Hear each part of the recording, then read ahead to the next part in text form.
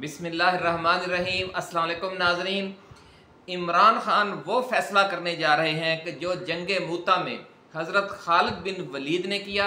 और अपने लश्कर को मिलिया मेट होने से बचाकर आइंदा जंगों आइंदा मार्कों के लिए महफूज कर लिया। नाज़रीन, आपके इस फ़ैसले पर तनकीद भी हुई और फिर रसूल अल्लाह सल्लल्लाहु अलैहि वसल्लम ने इस हवाले से क्या तारीख़ी कलमात अदा किए, ये सब कुछ आज हम आपके साथ इसी वीडियो में शेयर करेंगे और साथ ही ये बड़ी ब्रेकिंग न्यूज़ भी आपको देंगे कि पाकिस्तान के जो दरीना दोस्त हमसाया ममालिक हैं सऊदी अरब और चीन, उनकी जो मुखलसाना काविशें हैं वो रंग ले आई हैं और इमरान खान और इस्टेब्लिशमेंट के दरमियान एक दरमियानी रास्ता निकालने की डील पर इत्तफाक राय हो गया है। बड़ी खबर नाज़रीन आज हम आपके साथ शेयर कर रहे हैं कि इमरान खान और इस्टेब्लिशमेंट के दरमियान जो टकराव की सूरत हाल थी उससे निकलने के लिए दोस्त ममालिक की जो काविशें हैं वो रंग ले आई हैं। ये क्या तफसीलात हैं, ये बड़ी अहम खबर आज हम आपके साथ शेयर करेंगे और ब्रेकिंग न्यूज़ है। सबसे पहले हमें ये एजाज़ हासिल हो रहा है कि ये खबर हम आज ब्रेक कर रहे हैं कि इमरान खान और इस्टेब्लिशमेंट के दरमियान जो हेड ऑन क्लियर की सूरत हाल चल रही थी कि एक दूसरे से सर टकरा रहे थे, आंखों में आंखें डालकर खड़े थे एक दूसरे की, वो सूरत हाल तब्दील होने जा रही है। और ये बड़ा फैसला जो दो दोस्त ममालिक हैं पाकिस्तान के, उनकी मुशावरत, उनके मुखलसाना किरदार की वजह से हुआ है। चीन और सऊदी अरब ने इस हवाले से किरदार क्यों अदा किया, ये भी आज अहम नुक्ता हम आपके साथ शेयर करेंगे, क्योंकि इसमें कुछ मामला जो दो स्ट्रेटजिक ब्लॉक हैं, एक वो जो आलमी इस्टेब्लिशमेंट है जिसकी सरपरस्ती मियां मोहम्मद नवाज शरीफ को हासिल है और जो इसीलिए वो बिल्कुल एक यकतरफा खेल ना होने देने के लिए मुखलसाना मशवरा दिया गया दोस्त ममालिक की तरफ से, जो हमेशा हमारे गम और दुख में हर घड़ी में हमारा साथ देते हैं। और इस्टेब्लिशमेंट ने भी इस मामले में, इमरान खान ने भी नरम रवैया अख्तियार किया है। ज़राए का ऐसा कहना है कि वो जो सख्ती थी साबिका उससे वो पीछे हटे हैं। इसी तरह जो इस्टेब्लिशमेंट है उसका जो सख्त रवैया था उससे वो भी पीछे हट गई है और एक दरमियानी रास्ता निकल आया है। ये तमाम तफसीलात आज हम आपके साथ शेयर करेंगे कि किस तरह न सिर्फ नवाज शरीफ को अब आम इंतखाबात में हिस्सा लेने के लिए बिल्कुल कानूनी रास्ता दिया जाएगा और उनकी नाअहली ख़त्म हो जाएगी, इसी तरह इमरान खान को भी और पीटीआई को भी अब रियासती ताकत के ज़रिए दीवार से नहीं लगाया जाएगा और आम इंतखाबात में एक निस्बतन सख्ती तो होगी लेकिन इस लेवल पर नहीं होगी कि जिस तरीके से इस वक्त मौजूदा सूरत हाल है। ये सख्ती किस किस्म की होगी, ये आज तफसील भी हम आपके साथ शेयर करेंगे और आपको ये बताएंगे कि ये समझ लें कि 2018 के आम इंतखाबात का रीप्ले होगा इस्टेब्लिशमेंट की तरफ से। जिनके साथ 2018 में कुछ सख्ती थी उनके साथ इस दफ़ा नरमी होगी और जिनके साथ 2018 में नरमी और सपोर्ट थी उनके साथ इस बार सख्ती होगी। यानी सख्ती और नरमी का जो लेवल है वो कानून के दायरे के अंदर रहते हुए इख्तियार किया जाएगा। ये बड़ी खबर आज हम आपके साथ शेयर कर रहे हैं। इसकी बड़ी तफसीलात अभी बयान करने से पहले हम जो नए आने वाले दोस्त हैं उनसे गुजारिश करेंगे कि वो इस चैनल को सब्सक्राइब करके बेल आइकन ज़रूर दबाएं ताकि जो हमारी एक्सक्लूसिव वीडियोज़ हैं ऐसी ही वो आपको बर वक्त मिलती रहें। नाज़रीन, पिछली वीडियो में हम आपको खबर दे चुके हैं कि इमरान खान को आम इंतखाबात में मशरूत शिरकत का मौका दिए जाने की पेशकश मौजूद है और अब उनके पास दो ही रास्ते हैं कि या तो इस्टेब्लिशमेंट के साथ मुकम्मल अदम ताउन का सिलसिला जारी रखें या फिर आम इंतखाबात में शिरकत की मशरूत पेशकश कबूल करके आवाम को फैसला करने दें कि ये मामला अब किस करवट बैठना चाहिए।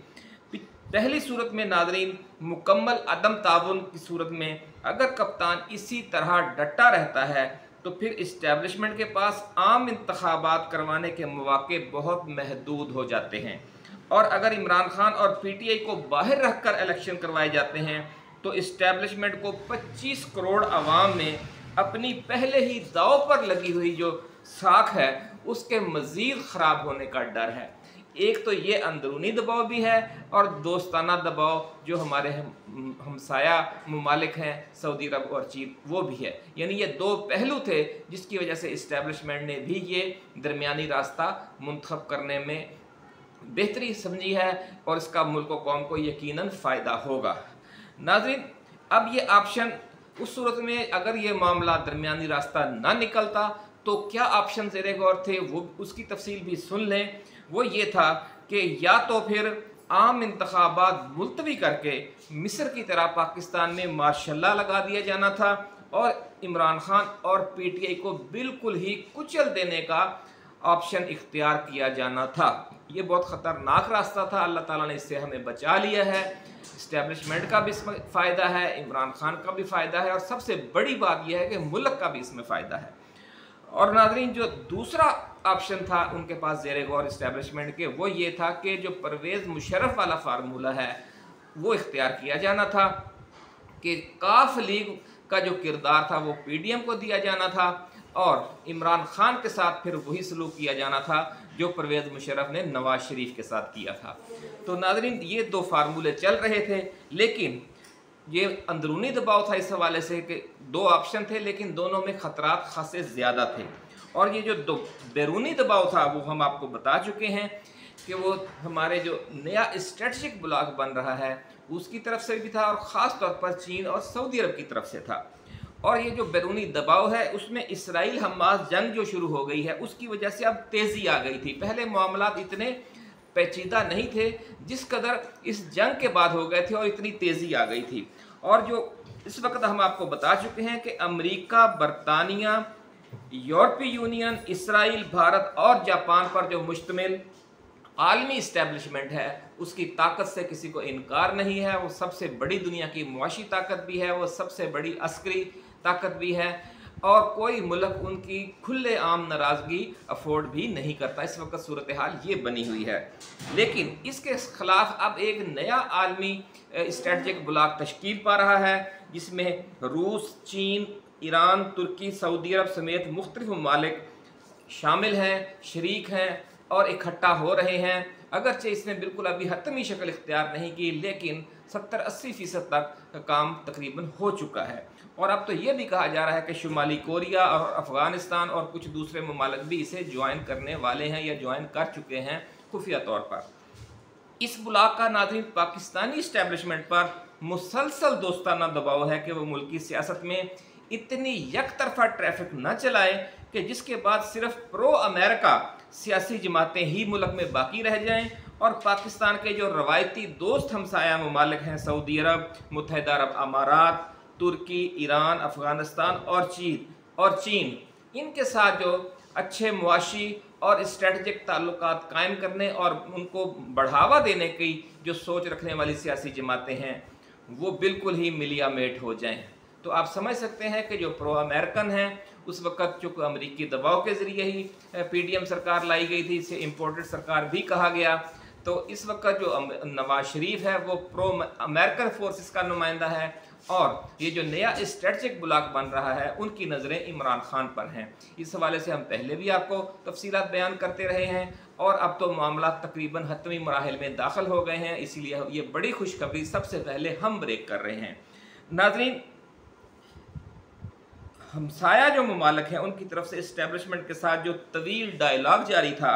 अब इसके हवाले से जो बहुत बड़ी पेशरफ्त की इत्तला है और ये कहा जा रहा है कि सऊदी अरब और चीन ने मिलकर इस्टेब्लिशमेंट और पीटीआई के दरमियान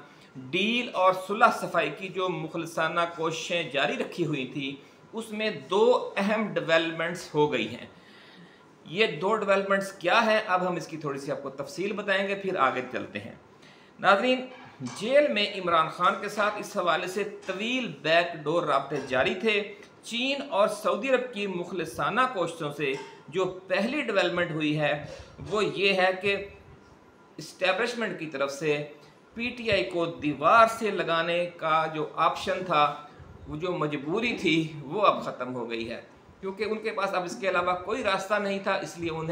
उनकी ये मजबूरी बन गई थी कि पीटीआई इमरान खान को और पीटीआई को दीवार के साथ लगाकर जो दूसरा ग्रुप है जो प्रो अमेरिकन है, मियां मोहम्मद नवाज शरीफ हैं, आसिफ जरदारी हैं और जो दूसरे मौलाना फजलुर रहमान हैं, उनको आगे लाया जाए। उनके पास ऑप्शन नहीं था। इसलिए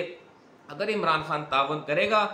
इस्टेब्लिशमेंट के साथ, तो फिर जो उनके साथ नवाज शरीफ और आसफ जरदारी के साथ इस्टेब्लिशमेंट की डील हो रही होगी, तो उसमें फिर इस्टेब्लिशमेंट का पल्ला भी भारी हो जाएगा कि उनके पास मुतबादल ऑप्शन भी होगा, तो नवाज शरीफ इतनी जिद नहीं कर सकेंगे अपने मुतालबात मनवाने के हवाले से। तो ये पहली डेवलपमेंट है, इसका फ़ायदा इस्टेब्लिशमेंट को हुआ। और जो दूसरा ऑप्शन है, जो दूसरी डेवलपमेंट हुई है, उसका फ़ायदा इमरान खान को हुआ है, और वो ये कि वो जो बंद गली से निकलने का उन्हें एक अच्छा रास्ता मिल गया है। जिस फार्मूले पर नाज़रीन इस वक्त इत्तफाक राय सामने आया है, उसके तहत जनवरी फरवरी 2024 में आम इंतखाबात मुनक्कद करवाए जाएंगे, और ये आम इंतखाबात 2018 का एक्शन रीप्ले होंगे। फ़र्क सिर्फ ये होगा कि जो 2018 के चहीते थे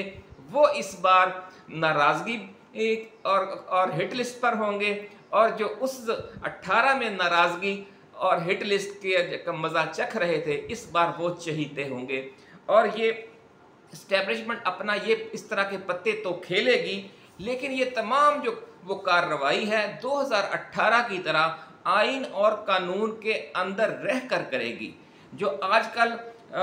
लाकानूनियत की इंतहा हो चुकी है एक सियासी जमात को, यानी पीटीआई को दबाने के लिए, ये सिलसिला ख़त्म कर दिया जाएगा। ये फिर किस तरह मतलब कि जो इस्टेब्लिशमेंट है किस तरह एक्ट करेगी, वो आप 2018 के इंतखाबात को याद कर लें। कमोबेश वैसी ही सपोर्ट जिस तरह 2018 में पीटीआई को मिली थी, वैसी ही सपोर्ट इस दफ़ा नून लीग को मिलेगी, ये ज़राए का कहना है। और वैसी ही सर्द मोहरी और सख्ती जिस तरह पिछले आम इंतखाबात में 2018 में नून लीग के साथ थी, वो इमरान खान और पीटीआई के साथ इख्तियार की जाएगी। नाज़रीन, ये जो अगवा बराए बयान, पीटीआई उम्मीदवारों को लापता करना या रियासती ताकत से इलेक्शन लड़ने ही ना देना वाले जो इंतहाई मनफी हथकंडे हैं, अब ये ख़त्म कर दिए जाएंगे इस डील के तहत। मुख्तसर अल्फाज में हम आपको पहले भी बता चुके हैं कि 2018 के जो चहीते थे, जो ख़ास लोग थे, वो इस दफ़ा समझ लें कि सख्तियाँ झीलेंगे कुछ ना कुछ, और जो पिछली बार सख्तियाँ झील चुके हैं वो इस बार चहीते हो जाएंगे। अदम ताउन और सर्द महरी ये जो इस दफ़ा मुकद्दर होगी पीटीआई का, और जो नवाज़शात होंगी, इलेक्टेबल्स शामिल करवाए जा रहे होंगे जिस तरह पिछले इलेक्शन में था, वो इस दफ़ा सहूलत नून लीग को हासिल होगी। और जो उसकी इत्तेहादी जमातें होंगी, ख़ास तौर पर जो परवेज़ खट्टक की पाकिस्तान तहरीक इंसाफ पार्लियामेंटेरियन है, और जो जहांगीर तरीन की इस्तेहकाम पाकिस्तान पार्टी है, ये अलाइड फोर्सेस होंगी मियाँ नवाज शरीफ की, उन्हें भी खसूसी सपोर्ट हासिल होगी। बाकी बच जाएंगी पीपल्स पार्टी, MKM और बलूचिस्तान अवामी पार्टी। 2018 के आम इंतखाबात में भी उन्हें तंग नहीं किया गया था, और 2024 में भी उनके साथ यही दोस्ताना रवैया रहेगा। नाज़रीन, ये वो फार्मूला है जिस पर इत्तफाक राय हुआ है, और ये बहुत बड़ी ब्रेकिंग न्यूज़ सबसे पहले हम आपके साथ शेयर कर रहे हैं। इसलिए हम एक बार फिर याद दिलाना चाहते हैं अपने नाजरीन को कि वो उस चैनल को सब्सक्राइब करके बेल आइकन ज़रूर दबाएं, ताकि जो हमारी आने वाली एक्सक्लूसिव वीडियोज़ हैं वो आपको बर वक्त मिलती रहें। नाजरीन, ज़राए का ये भी कहना है कि इस डील पर अमल दरामद मरहलावार होगा, और अमली इक़दामात का आगाज़ हो भी चुका है। और ज़राए का ये कहना है कि इमरान खान का जेल में कमरा खुला करना, एक्सरसाइज साइकिल की फराहमी, और शेख रशीद के अगवा बराए बयान में नरमी बरतना इसकी ताज़ा तरीन मिसालें हैं। शेख साहब को इमरान खान का साथ छोड़ने का ऐलान करने और इस्तेहकाम पाकिस्तान पार्टी को ज्वाइन करने पर मजबूर नहीं किया गया। ये आपने देख लिया है कल उनका जो प्रोग्राम था मुनीब फ़ारूक के साथ समन चैनल पर, तो उसमें उनको उस हद तक मजबूर नहीं किया गया कि वो इमरान खान का साथ छोड़ दें, बल्कि उनसे मुनीर फारूक ने सवाल भी किया कि क्या आप पीटीआई का साथ छोड़ देंगे, तो उन्होंने इसकी वाज़ेह तरदीद की। उन्होंने कहा नहीं, मैंने क्या किया है जो मैं पीटीआई का साथ छोड़ूंगा, या मैं उनकी सपोर्ट नहीं चाहूँगा अगले आम इंतखाबात में। और साथ ही उन्होंने ये भी कहा कि चूँकि मेरी तो नवाज शरीफ के साथ नहीं बनती, इसलिए मैं उनके साथ तो जा नहीं सकता, लामहला फिर मुझे पीटीआई से ही सपोर्ट लेनी होगी या फिर अपने तौर पर इलेक्शन लड़ना होगा। तो इससे भी आपको कुछ अंदाज़ा हो गया होगा कि मामला किस तरफ जा रहे हैं। लेकिन अब तो ज़राए ने तस्दीक कर दिया और वो पूरा फार्मूला सामने आ गया है जो अभी हमने आपके साथ शेयर किया है। नाज़रीन, इस्तेहकाम पाकिस्तान पार्टी को ज्वाइन करने पर मजबूर करने की इत्तला थी शेख रशीद को, लेकिन उनका जब प्रोग्राम नशर हुआ तो ये भी समुंदर की झाग की तरह बैठ गई। बल्कि 9 मई के तमाम मुल्ज़मान को आम माफ़ी देने की जो मुहिम शुरू करने का ऐलान किया है शेख रशीद ने, ज़राए का ये कहना है कि वो भी इसी डील का हिस्सा है जो इमरान खान और इस्टेब्लिशमेंट के दरमियान हो चुकी है और जिसमें सऊदी अरब और चीन ने बहुत मुखलिसाना और बहुत अहम किरदार अदा किया है। ज़राए का ये कहना है कि जिन्होंने शेख साहब को चिल्ला करवाया है, उन्हीं के इशारे पर, उन्हीं के कहने पर ये आम माफ़ी देने वाला फार्मूला लॉन्च किया गया है। और आप देखेंगे कि ये मामला बड़ी तेज़ी के साथ इस तरफ पहुंचेगा अपनी मंजिल पर, और जो पीटीआई के असीरान हैं वो बड़ी तेज़ी के साथ रिहा होना शुरू हो जाएंगे। आम इंतखाबात के 90 रोज़ में इनकाद के हवाले से नाज़रीन, और जो मिलिट्री कोर्ट्स हैं उनके हवाले से 2 रिट दरख्वास्तें कई खासे अरसे से इल्तवा का शिकार चली आ रही थी। लेकिन ये अब जब से ये डील फाइनल हुई है, ये दोनों दरख्वास्तें भी समाअत के लिए मुकर्रर कर दी हैं सुप्रीम कोर्ट के जो रजिस्ट्रार ऑफिस ने और चीफ जस्टिस ऑफ पाकिस्तान ने, और उनकी जो कमेटी कायम की हुई है शायद उसने। और जो इन दोनों दरख्वास्तों की समाअत के लिए बेंच तश्कील दिए गए हैं, उन बेंच में जो अरकाने जो हमारे मोहतरम जस्टिस साहिबान शामिल हैं और उनकी जो फार्मेशन की गई है दोनों बेंचों की, उसको देखकर भी सब लोगों की अब समझ में आ रहा है कि मामला किस तरफ जा रहा है। क्योंकि जो जज साहिबान इमरान खान के लिए नरम गोशा रखते हैं या नवाज शरीफ के लिए सख्त गोशा रखते रहे हैं माजी में, वो सारे उस बेंच में शामिल हैं जो मिलिट्री कोर्ट्स को के हवाले से फ़ैसला करेगा कि ये आइन के मुताबिक हैं या नहीं। और जो दूसरा बेंच बनाया गया है 90 रोज़ के अंदर आम इंतखाबात का, वो खुद जनाब चीफ जस्टिस काजी फाइज ईसा ने बनाया है, और जो दूसरे हमारे जस्टिस साहिबान हैं उनके ख़ास चहीते जैसे अथर मिन अल्लाह हैं, उनको इस बेंच में उन्होंने शामिल किया है। क्योंकि मामला तो तय हो चुका है कि ये फ़ैसला दिया जाना है और उस पर अमल दरामद भी होना है कि आम इंतखाबात बहुत ज़्यादा इल्तवा का शिकार नहीं किए जाएंगे। जिस तरह सूबाई असम्बलियों के इंतखाबात हुए तो फिर ये क्रेडिट जो अब लामहला मिलना था, जो भी बेंच बनता वाह वाह उसी की होनी थी। क्योंकि ये तो जो डील हुई है उसके तहत तमाम मामलात को बजरिया अदालतों के ही नाफज किया जाएगा। मिलिट्री कोर्ट्स भी अदालत के ज़रिए ही ख़त्म की जाएंगी, और जो आम इंतखाबात करवाने का बर वक्त फ़ैसला है वो भी अदालतों के ज़रिए किया जाएगा। और चूँकि ये फ़ैसला हो गया है कि अब लाकानूनियत नहीं बरती जाएगी पीटीआई के ख़िलाफ़, तो इसलिए जब भी कोई मामला पीटीआई को शिकायत होगी वो अदालतों में जाएगी, और फ़ैसला चूँकि हो चुका है फिर अदालतें उन्हें रिलीफ देंगी और उस रिलीफ पर अमल दरामद भी होगा। उसे जो मौजूदा सूरत हाल के तहत बिल्डोज कर दिया जाता है अदालती फैसलों को, ये मामला फिर नहीं रहेगा। नाज़रीन, बड़ी खबर आज हमने आपके साथ शेयर की, और आपने देखा कि किस तरह इमरान खान की जो साबित कदमी है उसने एक मरहले तक आकर सबको मजबूर कर दिया कि वो जो एक तरफा ट्रैफिक है वो ना चलाएं। ये एक अच्छा फ़ैसला है, इस पर हम army chief general Asim Munir को भी मुबारकबाद पेश करते हैं, चीफ जस्टिस काजी फाइज ईसा को भी मुबारकबाद पेश करते हैं, इमरान खान को भी मुबारकबाद पेश करते हैं, और उन तमाम कुव्वतों को भी जिन्होंने इस सिलसिले में मुखलिसाना किरदार अदा किया है। नाज़रीन, इमरान खान ने बंद गली या दलदल से न सिर्फ अपने आप को और बल्कि अपनी पार्टी को भी निकाल लिया है, और ये जो बहुत से लोग उन पर अब ये यू टर्न लेने का इल्ज़ाम भी लगा सकते हैं। ख़ास तौर पर पीटीआई के कुछ अंदर से भी जो जज्बाती वर्कर हैं और वोटर्स हैं, वो ये कह सकते हैं कि जनाब कप्तान का ये फ़ैसला दुरुस्त नहीं है,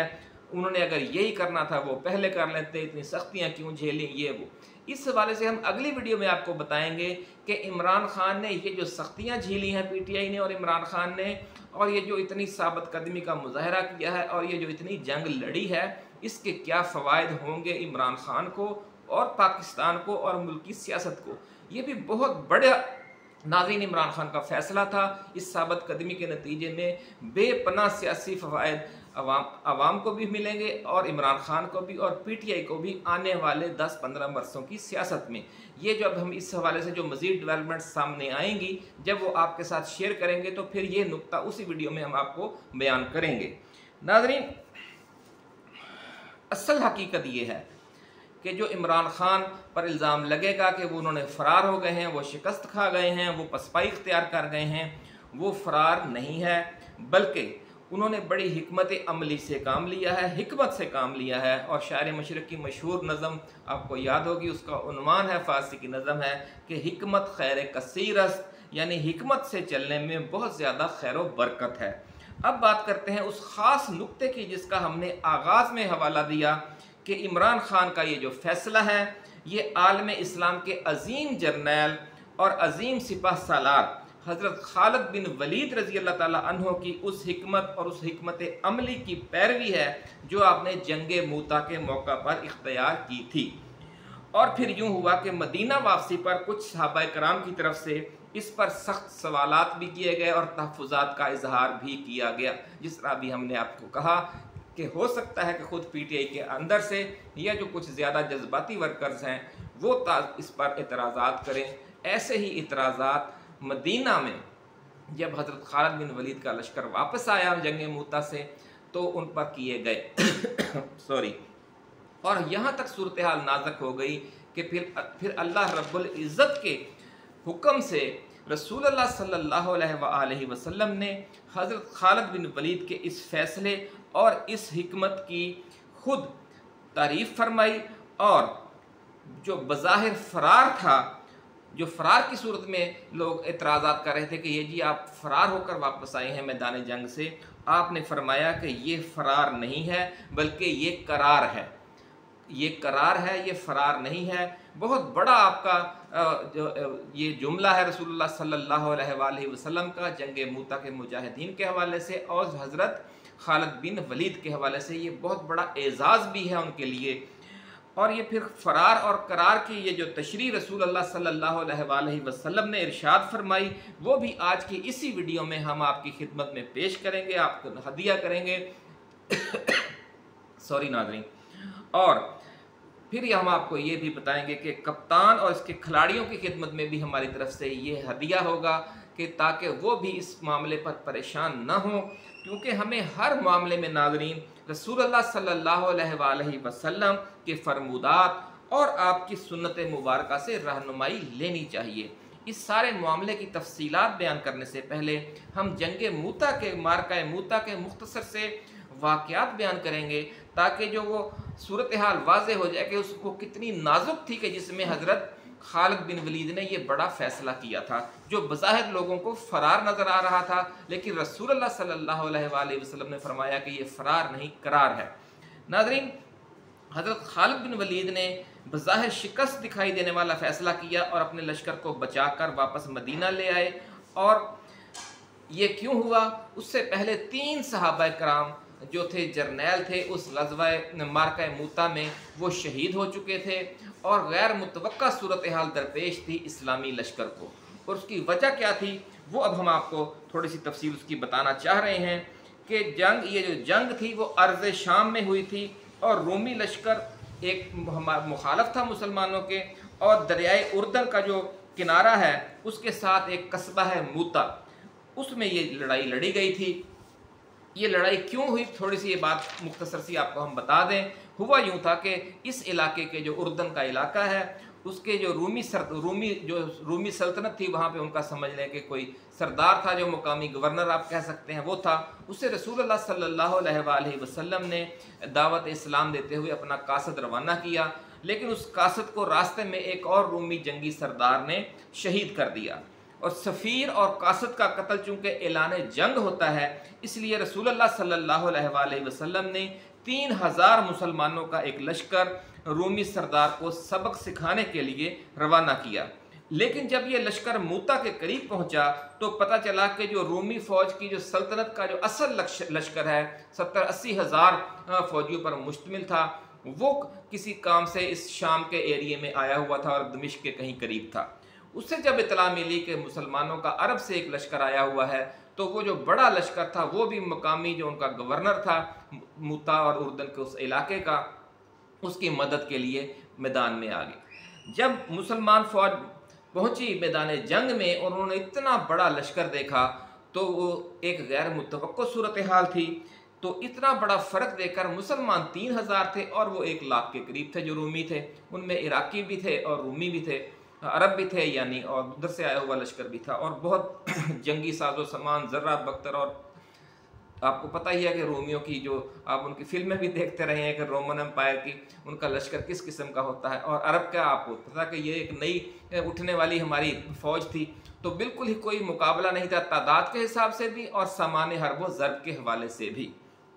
तो फिर ये मशवरा किया गया पहले जो हमारे सालार थे उनकी तरफ से कि भाई मदीना में कासद भेजा जाए और मज़ीद कुमक तलब की जाए। लेकिन फिर सब ने यह फ़ैसला किया कि जज्बा जहाद से सरशार होकर ये जंग लड़ी जाए। जब जंग शुरू हो गई नाज़रीन, तो इस ख्याल से कि रूमी लश्कर की भारी तादाद देखकर कहीं मुसलमान सिपाहियों के दिल में पसपाई का ख्याल ना आए, दौरान जंग जो कश्तियों का पुल था, अकब में दरिया था, मुसलमान फौज के को दरिया पार करके लड़ रहे थे जो दरिया उर्दन था, और दूसरी तरफ रूम की फौज थी, रूमी लश्कर था। तो पीछे से दरिया की जो वो कश्तियों का पुल था वो तोड़ दिया गया जंग के दौरान ही। जंग शुरू हुई तो जो तीनों सालार थे बारी बारी वो शहीद हो गए। सबसे पहले हज़रत ज़ैद बिन हारसा शहीद हुए, उसके बाद हज़रत जाफ़र बिन अबी तालब शहीद हुए, और फिर हज़रत अब्दुल्ला बिन रवाहा शहीद हुए रज़ी अल्लाह ताला अन्हु। तो ये तमाम जब सहाबा शहीद हो गए, जो पहले 3 मदीना से रसूलुल्लाह सल्लल्लाहु अलैहि वसल्लम ने सिपा सलार बारी बारी मुकर्रर करके भेजे थे, तो फिर आपने साथ रवाना होते वक्त ये भी फरमाया था कि इनके बाद फिर अगर ये तीनों शहीद हो जाएं तो फिर जो हमारी लश्कर है, जो हमारे सहाबा कराम मौजूद होंगे मुजाहिदीन, वो फिर आपस में फ़ैसला करके जिसे चाहे अपना सालार बना लें। तो उस मौका फिर हंगामी तौर पर यह फैसला किया गया कि हज़रत खालिद बिन वलीद को सिपा सलार बना दिया गया उस मार्के में।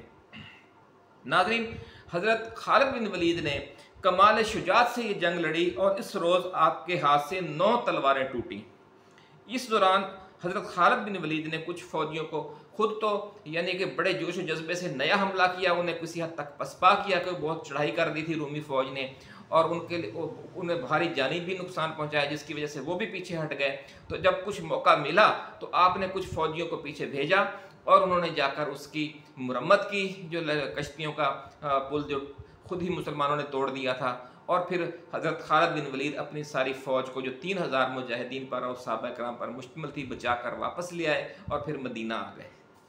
तो बज़ाहिर चूँकि ये भी एक तासुर बना और रोमियों ने इस पर ज़्यादा जश्न मनाया कि मुसलमान पसपा हो गए हैं सॉरी, और जिस मकसद के लिए वो आए थे वो उन्हें हासिल नहीं हुआ, तो अरब में बज़ाहिर ये तासुर हुआ कि जो मुसलमानों को इस जंग में शिकस्त हुई है। लेकिन इस हवाले से ख़ुद रूमी और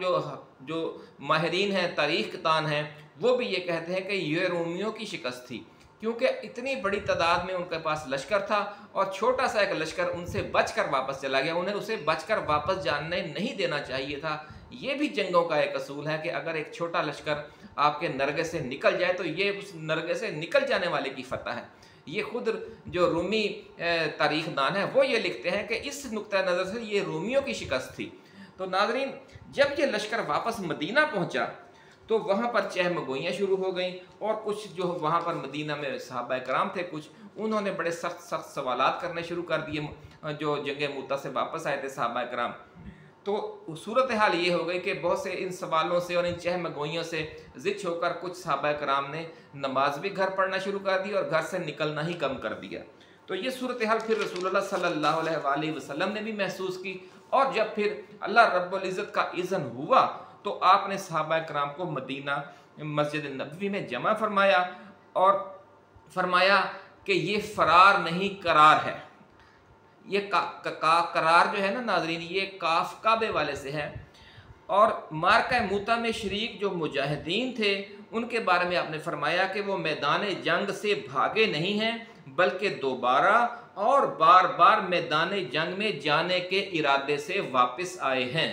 नाज़रीन देखें कितनी बड़ी बात की रसूलुल्लाह सल्लल्लाहु अलैहि वसल्लम ने कि ये फरार नहीं, ये करार है। और फिर बाद के वाक़यात ने साबित किया कि रसूलुल्लाह का फरमान बिल्कुल दुरुस्त था, और ये बहुत हज़रत खालिद बिन वलीद का ये फ़ैसला भी बिल्कुल दुरुस्त था कि वो वाकई फ़रार नहीं हुए थे, वो करार हुए थे। नाज़रीन करार का मतलब ये है कि बार बार हमला करने वाला। हज़रत अली शेर खुदा रज़ी अल्लाह ताला अन्हो का भी एक लक़ब करार भी है। इस तनाज़ुर में आपको हैदर करार भी कहा जाता है, यानी ये वही करार है जो हैदर करार में हम लफ्ज़ इस्तेमाल करते हैं, जो कि ये फ़रार नहीं, ये करार है। नाज़रीन इस मौका पर रसूलुल्लाह सल्लल्लाहु अलैहि वसल्लम ने ग़ज़वा मोता के शुहदा, ज़ख्मियों और मुजाहिदीन के जज्बे और नीयत की दादो तहसीन भी फरमाई और उनके लिए ख़ुसूसी दुआ भी फरमाई। इसी जंग के हवाले से नाज़रीन फिर हज़रत खालिद बिन वलीद को आपको याद होगा कि सैफुल्लाह का लक़ब भी मिला था कि अल्लाह की तलवार। हज़रत खालिद बिन वलीद ने गैर मुतवक्का सूरत हाल में घिर जाने पर खुद को बंद गली से निकालने और फिर पूरी तैयारी करके पलट कर हमला करने के अज़्म और इरादे और नीयत से ये जो बज़ाहिर पसपाई इख्तियार की थी, इसकी वजह से न सिर्फ वो खुद बल्कि 3000 सहाबा कराम कुफ्र इस्लाम के आइंदा आने वाले मार्कों में शरीक होने के लिए महफूज कर लिए गए, महफूज हो गए। और फिर ये हुआ, दुनिया ने देखा कि ये इन 3000 सहाबा कराम ने और ख़ुद हज़रत खालिद बिन वलीद रज़ी अल्लाह ताला अन्हो ने हज़रत अबू बकर सिद्दीक़ रज़ी अल्लाह ताला अन्हो और हज़रत उमर फ़ारूक रज़ी अल्लाह ताला अन्हो के दौरे खिलाफत में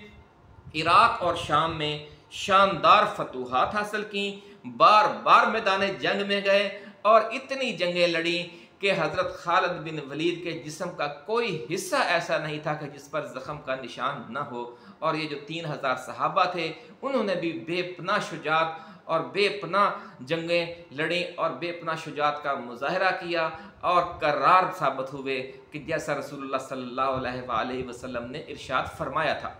नाज़रीन ईरानी व रूमी सल्तनतों के जो लश्करों को इन्हीं मुजाहिदीन ने और हज़रत खालिद बिन वलीद की क़यादत में जो मार्के हुए उनमें बिल्कुल मलिया मेट कर दिया गया, जिसकी वजह से इस पूरे एरिया का जो स्ट्रेटजिक नक्शा ही तब्दील हो गया। और फिर बाद में आने वाले अदवार में आपने देखा कि एक अजीम इस्लामी हुकूमत और इस्लामी खिलाफत कायम हुई। और जो दो बड़ी ताकतें थीं अपने वक़्त की, सुपर पावर्स थीं ईरान और रूम, उन्हें बिल्कुल ईरान तो बिल्कुल ख़त्म हो गई ईरानी सल्तनत, और रूमी भी पूरा जो मकबूजा अरब इलाके थे वो सारे छोड़कर वापस यूरोप में महदूद हो गई। तो नाज़रीन इससे आप अंदाज़ा लगा सकते हैं कि ग़ज़वा मूता से जंग मार्का मूता से वापस आने की वजह से जो हज़रत खालिद बिन वलीद और इन सहाबा कराम को महफूज किया गया, इस अजीम असासे को इस हिकमत के ज़रिए उस महफूज करने की वजह से फिर किस तरह पूरा स्ट्रेटजिक तब्दीली आ गई पूरे खित्ते में, जो शुहदा खिलाफत राशिदा के दौरान, और फिर जो दुनिया की तारीख तब्दील करने का एक बुनियाद रख दी गई। तो इसलिए हमने कहा था कि हज़रत खालिद बिन वलीद के इस फरार ने, जिसे करार कहा गया रसूलुल्लाह की तरफ से, दुनिया की तारीख बदल दी। और अगर इमरान खान भी नाज़रीन इसी जज्बे और इसी नीयत के साथ ये पसपाई इख्तियार कर रहे हैं अपने मौक़िफ़ से कि वो फरार नहीं करार हो रहे हैं, तो इंशाअल्लाहुल अज़ीज़ आप देखेंगे कि आने वाले वक्तों में आज वो जो अपने कारकुनों को, मुखलिस कारकुनों को, अपने मुखलिस साथी रहनुमाओं को, अरकान असम्बली को और अपने इस सियासी असासे को महफूज कर रहे हैं और अपने आप को भी महफूज कर रहे हैं, उसके नतीजे में इंशाअल्लाहुल अज़ीज़ फिर एक वक़्त आएगा कि जिस तरह हज़रत खालिद बिन वलीद ने और उन 3000 सहाबा कराम ने आने वाले मार्कों में बार बार मैदान जंग में जाकर फतूहात हासिल की, तो इस तरह PTI भी आने वाले 15-20 वर्षों के दौरान अपने वो मकासद, अपना वो मिशन मुकम्मल कर सकती है जिसके लिए वो इस वक्त एक बंद गली में खड़ी है। नाज़रीन इसी के साथ अब हमें इजाज़त दीजिए, आने वाली वीडियो में हम इस जो डील हुई है इसकी मज़ीद तफसीलात भी आपके साथ शेयर करेंगे, और जो हज़रत खालिद बिन वलीद के इस फैसले के तनाज़ुर में इमरान खान एक फ़ैसला करने जा रहे हैं उसकी मज़ीद तफसीलात भी आपके साथ शेयर करेंगे, और वो क्या हिकमत अमली होगी कि जिसके साथ अब एक इमरान खान मैदान में उतरेगा। भले इस्टेब्लिशमेंट की सपोर्ट भी हासिल हो मुस्लिम लीग नून को और पीपल्स पार्टी को और दूसरी जो सियासी जमातें हैं PDM की रुकन, लेकिन उसके बावजूद ये 2018 के आम इंतखाबात से हट कर भी रिज़ल्ट आ सकता है, क्योंकि 2018 में नून लीग को इतनी भरपूर अवामी सपोर्ट हासिल नहीं थी कि वो जो इस्टेब्लिशमेंट की तरफ से नाराज़गी के वाक़यात के जो मामलात थे उसके बावजूद भी वो इतनी सीटें ले गई। इस वक्त इमरान खान को जितनी सपोर्ट हासिल है, अगर लाकानूनियत ना बरती जाए इमरान खान के ख़िलाफ़ और PTI के ख़िलाफ़, और सिर्फ उस हद तक ही इस्टेब्लिशमेंट सपोर्ट करे जिस तरह 2018 में PTI को सपोर्ट की गई थी, उतनी ही सपोर्ट करे, वैसे ही इलेक्टेबल्स नून लीग में शामिल किए जाएँ, नून लीग को वैसे ही सपोर्ट दी जाए, जहांगीर तरीन का तैयारा एक इस दफ़ा नून लीग के लिए इस्तेमाल हो। लेकिन चूँकि इस दफ़ा फ़र्क बहुत ज़्यादा है जो वोटर्स हैं उनकी जो हमदर्दी हैं उनके हवाले से, इस वक्त 70 से 80% वोटर्स इमरान खान के साथ हैं, लेकिन इतना वोटर 2018 के इंतखाबात में नून लीग के साथ नहीं था। इसलिए इमरान खान का ये फ़ैसला बहुत दुरुस्त है और हम इसकी तायीद करते हैं। आपका क्या ख्याल है ये आपने कमेंट सेक्शन में ज़रूर बताना है। इसी के साथ अब हमें इजाज़त दीजिए। आप अपना, अपने दोस्तों, रिश्तेदारों और गिरदोनवा में रहने वाले तमाम अहले वतन का बहुत ख्याल रखिएगा। अल्लाह हाफिज़। पाकिस्तान जिंदाबाद।